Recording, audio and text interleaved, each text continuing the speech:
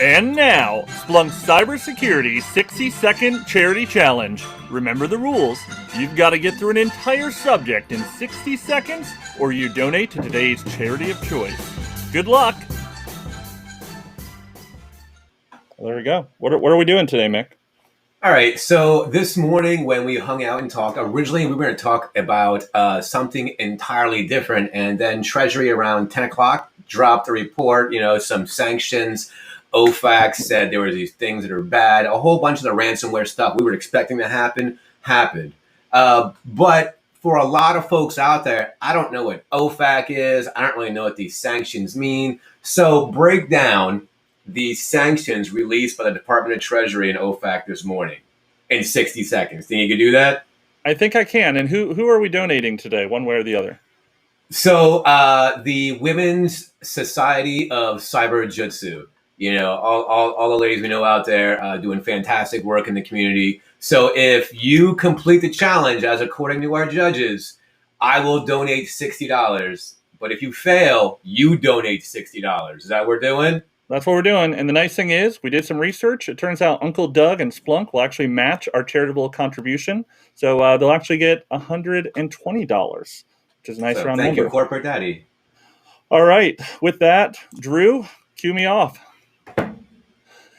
Just this morning, the U.S. Department of Treasury's Office of Foreign Assets Control, or as is more commonly known as OFAC, released an update to their ransomware advisory of earlier this year. If you're not familiar with OFAC, they enforce the economic and trade sanctions based on U.S. foreign policy and national security goals against targeted foreign countries and regimes, terrorists, international narcotics traffickers, and those engaged in activities around the proliferation of weapons of mass destruction and threats to national security, foreign policy, and economy of the United States. They often use the phrase SDN, or specially designated nationals, to call out organizations or peoples that they find to be doing things against the U.S. or world's best interests. So if you're on the OFAC naughty list, and you're going to have a bad day. So what does this ransomware advisory talk about? Basically, it calls out if you pay or help facilitate payment to one of the OFAC SDN entities, you might be penalized. But the OFAC considers steps taken to reduce cyber risk and whether ORC reports it to a government agency as mitigating factors in their enforcement response. One other big outcome of this report is OFAC has labeled Suex, a Russian virtual currency exchange, as one of these SDNs. Perhaps not surprisingly, as recent reports show that over 40% of the transactions on their site are from illegal exchanges. What's the too long didn't read? If you're going to pay a ransom, make sure you're thinking about who you're sending money to, or you might find OFAC at your front door. And I went so OFACing over on time. Oh, that's good. That's good. Thank you. Drew, let's weigh in. Who's paying up today? You're paying up because you didn't even get close to 60 seconds, Kovar. Okay. Well, you did great. Just the 60 you did seconds. Fantastic. I should have been. But, it was really the description of OFAC from their own website. A little tight. So I went over that in OFAC Warp Speed. What's it all mean, Mick? So, there is a section of the Department of Treasury that says, we all know ransomware is bad, and we're trying to find ways to, on our end, because we're nerds, we're security guys. Hey, look, this is how you get left of the actual exploitation. Here's how you do the hygiene bit. But on the other end of it, here's how you pay ransomware operators. Here's how they get paid. Here's the cryptocurrency exchanges they prefer to use because of what's allowed and what's not allowed. And these sanctions address, I'd say, a fair amount of it. Right? It's fresh. I haven't really digested it as much as I would have liked to, but it goes to say, Suex, the cryptocurrency exchange. What were the numbers we were looking at?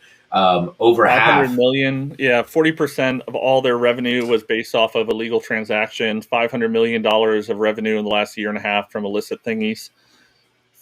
So, I think it's going to turn into a bit of a shell game where we're going to find another cryptocurrency exchange. And it's going to be a whack-a-mole thing like we're kind of used to doing. And if that's what it takes for a while, awesome. But we're moving in that direction, and that's great. As far as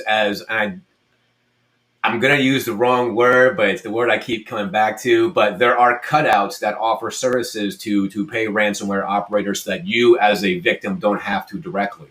And it's nice to see those, doing it complicitly or not complicitly.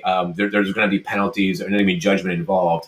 And a lot for the victims of ransomware, cooperating with the federal authorities reporting it will kind of save you a lot of problems on the back Well, I end. think that's the kind of interesting thing right here. Part of this is about saying, hey, we don't really want you to pay. We can't really tell you no yet. But by the way, if we catch you paying someone that is on our SDN list, we're going to come after you and maybe do something to you, perhaps something. Right. And it's not like, also it's not don't pay ransomware. It's we strongly discourage you to pay ransomware. And I get the limits of what's allowed and what's not allowed. So I think it's a really, really, really big step. And from on the policy side of things, that's fantastic. But I think on the other end of it, still on the technical end, ransomware is still a huge, huge problem. And as great as these sanctions are, I don't think that they will do enough quickly to address the technical things that they're really not meant to address, to be fair. But there are some technical issues that are growing rapidly